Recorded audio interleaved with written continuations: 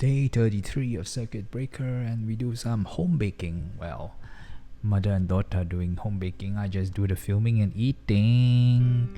Today we do some ham and cheese muffins. That's the concoction after making all the preparations, and you can actually see the bits or the cubes of ham inside the concoction. Yes, of flour and egg and butter. Very nice.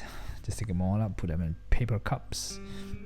On a tray, you will see 4 large ones and 12 smaller ones. Okay then, now put in the oven and start to let it bake. Took about 20-25 minutes. Golden brown. Look at that.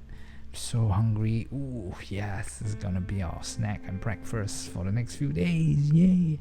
Savory muffin, ham and cheese. The smell was so wonderful. The butter. Very good. Homemade stuff. Don't have to go out to buy even.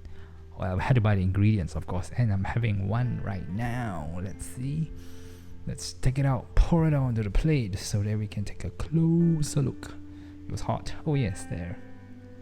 Homemade ham and cheese muffin. Very nice ham and cheese. So delicious. Goes well with a drink like coffee. Yes, gonna be breakfast. Bye.